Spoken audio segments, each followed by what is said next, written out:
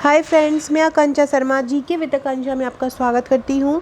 Friends, आज हम प्राचीन इतिहास की क्लास पढ़ने वाले हैं। जैसा कि मैंने आपको बताया था कि हम नई कोर्स स्टार्ट कर रहे हैं। इसमें मैं मुख्य परीक्षा की डेली वीडियो आपको प्रोवाइड कराऊंगी।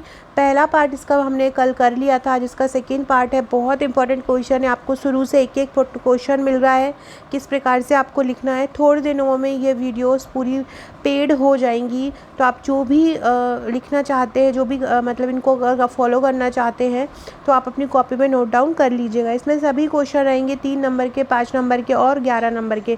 तो चलिए स्टार्ट करते हैं। आगे बढ़ने से पहले चैनल को सब्सक्राइब ज़रूर कीजिएगा ताकि आने वाली सभी वीडियोज़ का इन्फॉर्मेशन आप तक मिलता रहे। कल मैंने आपको चार क्वेश्चन कराए थे। आज भी हम 4 क्वेश्चन करेंगे। टोटल 8 क्वेश्चन हड़प्पा से संबंधित हो जाएंगे।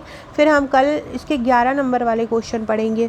सबसे पहले चैनल को सब्सक्राइब कीजिएगा और वीडियो के डिस्क्रिप्शन बॉक्स में आपको हमारे इंस्टा मोजो की लिंक मिल जाएगी। उसमें आपको प्री के कुछ टॉपिक मिल जाएंगे जिसको आप परचेस कर सकते हैं। बहुत ही कम रेट रखी हुई हूँ। साथ ही उसमें कुछ मेंस के नोट्स भी मिल जाएंगे। बाकी पूरा मेंस का पैकेज जो है या मेंस के नोट्स आप मुझे व्हाट्सअप करके परचेस कर सकते हैं। ये इसकी जो पीडीएफ है वो हमारे एंशिएंट हिस्ट्री के ग्रुप में आपको मिल जाएगी। हर नोट्स के साथ पर्टिकुलर आपको एक ग्रुप मिलेगा। उस ग्रुप में आपको ये चीज़ें दी जाएंगी। तो चलिए स्टार्ट करते हैं। पहला है हड़प्पा सभ्यता की नगर नियोजन का वर्णन करो। तो हड़प्पा सभ्यता के नगर नियोजन की हड़प्पा की जो सबसे महत्वपूर्ण विशेषता है वो उसका नगर नियोजन ही है। मतलब हड़प्पा जो है नगर नियोजन के लिए ही जाना जाता है। इसके जो नगरों के जो भवन होते हैं वो जाल की तरह व्यवस्थित होते हैं। नगरों के जो भवन होते हैं कैसे होते हैं? जाल की तरह व्यवस्थित होते हैं। 5 नंबर में सिलेबस में लिखा हुआ है कि आपको 5 से 6 लाइन लिखना है, लेकिन आपको इतना कम से कम लिखना है कि आप अपनी बात उन तक पहुंचा पाओ, वो भी बहुत अच्छे से। तो फालतू की चीज़ें आपको नहीं लिखना है।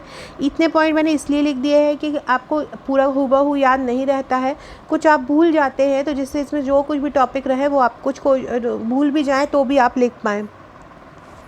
सबसे महत्वपूर्ण विशेषता है इसकी नगर नियोजन। नगर के भवन जाल की तरह व्यवस्थित थे। सड़कें जो थीं वो एक दूसरे को समकोण पर काटती हैं। सड़कें क्या होती हैं? एक दूसरे को समकोण पर काटती हैं। नगर अनेक खंडों में बटा हुआ था। नगर क्या था? नगर अनेक खंडों में बटा हुआ था। घरों का एक निर्माण जो है एक सीध में होता था और ये सड़कों के किनारे व्यवस्थित रूप से फैले होते थे, जैसा कि वर्तमान में स्मार्ट सिटी होती है। दरवाजे गलियों या सहायक सड़कों की तरफ खुलते थे। घरों में कई कमरे, रसोई घर, स्नानागार तथा आंगन हुआ करता था।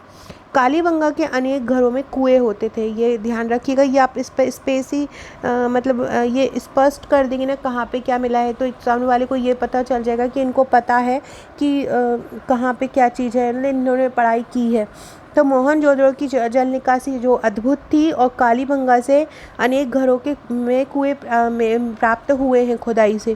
मकान बनाने वाली ईंटों का प्रयोग मकान बनाने वाले में ईंटों का प्रयोग होता था और जिनका अनुपात क्या होता था?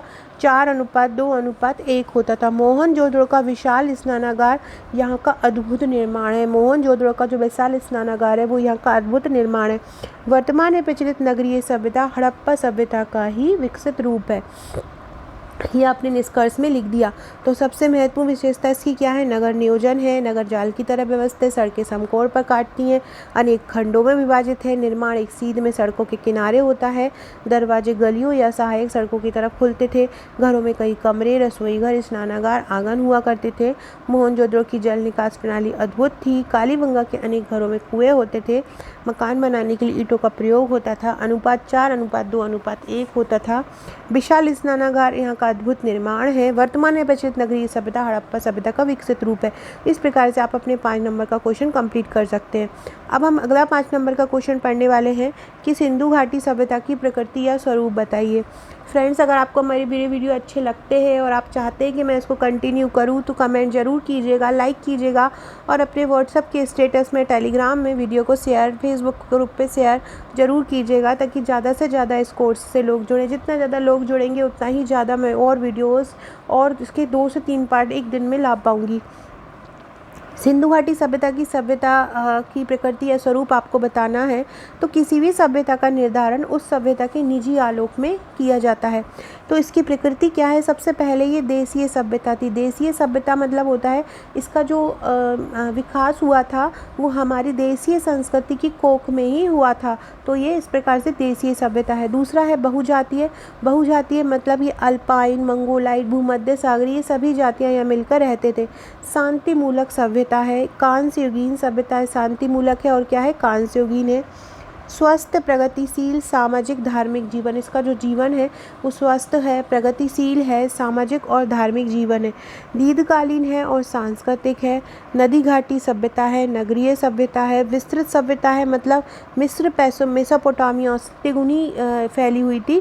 तो इस प्रकार से इसकी प्रकृति क्या हो जाएगी? एक विस्तृत सभ्यता, मिस्र मेसोपोटामिया से तिगुना। इस प्रकार से ऐसे फ्लो चार्ट में क्या होगा, आप ज़्यादा भी लिख पाएंगे और कम समय भी कंज्यूम कर पाएंगे और देखने में भी बहुत सुंदर दिखता है। पेज जो होता है वहाँ का जो कॉपी में मिलता है वो पेज भी बहुत सुंदर दिखने लगता है। तो ये नगरीय सभ्यता रहेगी, नदी घाटी सभ्यता रहेगी, दीर्घकालीन और सांस्कृतिक रहेगी। देशीय सभ्यता है मतलब इसका क्रमिक विकास देशीय संस्कृति की कोख में हुआ है। बहुजातीय है मतलब अल्पाइन, मंगोलाइड और भूमध्य सागरीय जातियों से मिलकर बनता है। शांतिमूलक सभ्यता है। कांस्ययुगीन सभ्यता है। स्वस्थ प्रगतिशील सामाजिक धार्मिक इसका जीवन है। तो इस प्रकार से हमने ये सिंधु घाटी सभ्यता की प्रकृति स्वरूप पढ़े और हड़प्पा सभ्यता के नगर नियोजन पढ़ा। अगला क्वेश्चन है सिंधु घाटी सभ्यता की, ये तो हो गया। अगला क्वेश्चन है हड़प्पा सभ्यता के स्थापत्य और कला पर के विकास पर प्रकाश डालो। हड़प्पा सभ्यता के स्थापत्य और कला के विकास पर प्रकाश डालो।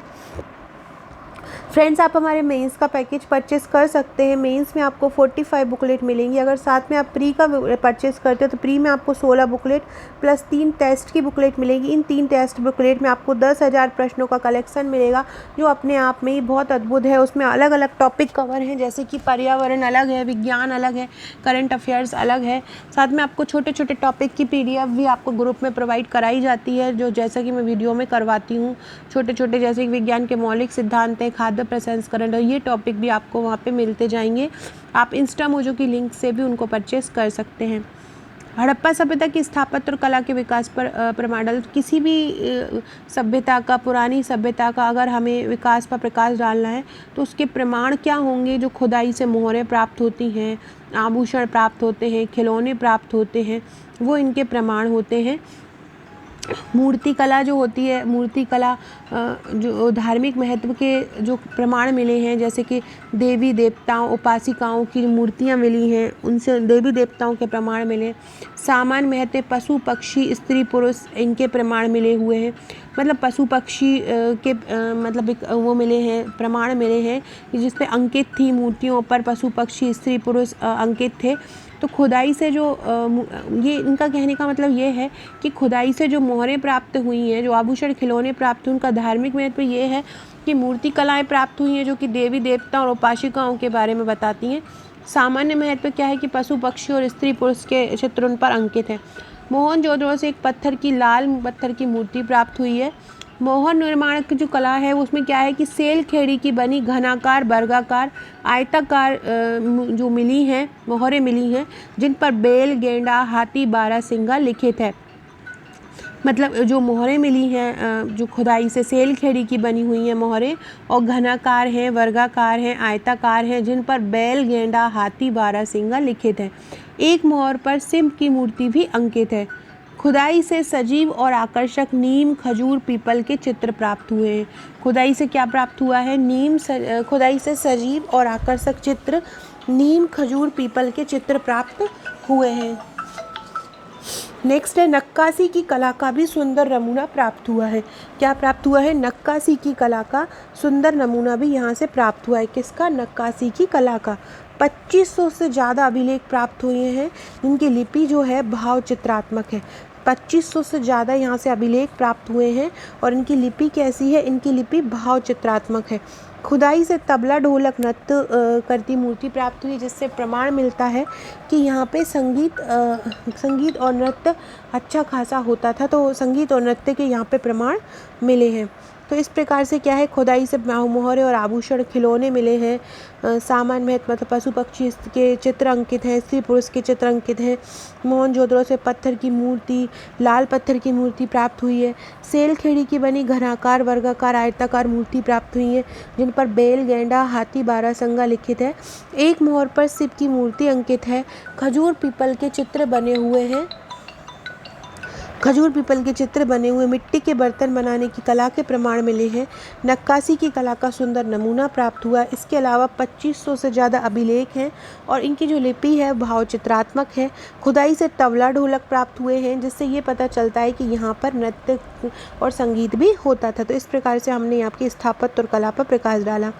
अब हमको लिखना है सिंधु सभ्यता की आर्थिक संरचना पर प्रकाश डालो। सिंधु सभ्यता की आर्थिक संरचना पर प्रकाश डालो मतलब हम किस तरीके से वो अपने जीविका का अर्जन करते थे। तो सिंधु सभ्यता जो थी आर्थिक रूप से संपन्न थी।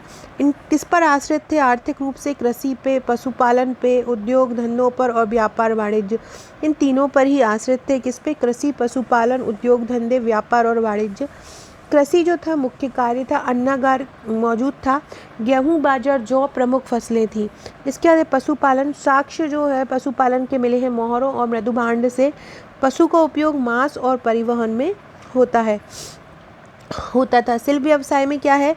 वस्त्र बुनना, मिट्टी के बर्तन बनाना, ईंट निर्माण, मन के बनाना, ये धातु कर्म से परिचित थे। तो ये इनके शिल्प व्यवसाय में आता है, वस्त्र बुनना, मिट्टी के बर्तन बनाना, ईंटें निर्माण। इसके बाद है व्यापार वाणिज्य, आंतरिक और बाहरी दोनों व्यापार होता था।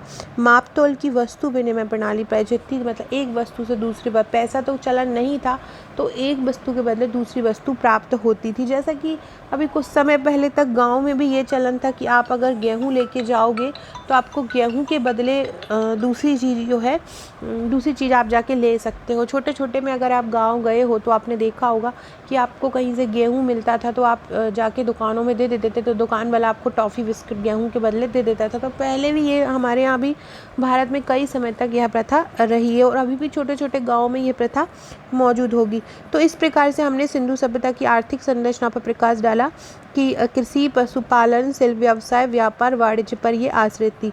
इस प्रकार से आज हमने फ्रेंड 4 क्वेश्चन किए। कल जो क्वेश्चन है हमारा, कल 11 नंबर के क्वेश्चन रहेंगे, बहुत इंपॉर्टेंट रहेंगे। कल की क्लास ज़रूर अटेंड कीजिएगा। फ्रेंड्स, ये मेरी टेस्ट सीरीज़ है जिसमें आपको 10,000 प्रश्न मिलेंगे जो आपके पैकेज के साथ पहुंचेगी। ये प्रीलिम्स की 16 बुकलेट, इनके साथ आपको 25 ग्रुप भी मिलेंगे और ये मेरे सॉल्व पेपर की फ़ाइल है और ये 3 मार्कर की फ़ाइल है। ये पूरा पैकेज है। इस पूरे पैकेज में आपको 45 बुकलेट मेंस की मिलेंगी, 16 बुकलेट प्री की मिलेंगी और 3 बुकलेट आपको टेस्ट की मिलेंगी। इस प्रकार से आप हमारा पैकेज ले सकते हैं, ग्रुप से जुड़ सकते हैं। ग्रुप में आपको बहुत इंपॉर्टेंट मटेरियल दिया जाएगा जो आपके लिए बहुत इंपॉर्टेंट रहेगा। सो फ्रेंड्स, वीडियो को, चैनल को लाइक कीजिएगा, सब्सक्राइब कीजिएगा और डिस्क्रिप्शन में व्हाट्सएप ग्रुप, टेलीग्राम ग्रुप की लिंक मिल जाएगी, इंस्टाग्राम की लिंक मिल जाएगी, फेसबुक की लिंक मिल जाएगी, तो उसको जुड़ जाइएगा। Okay friends, thank you.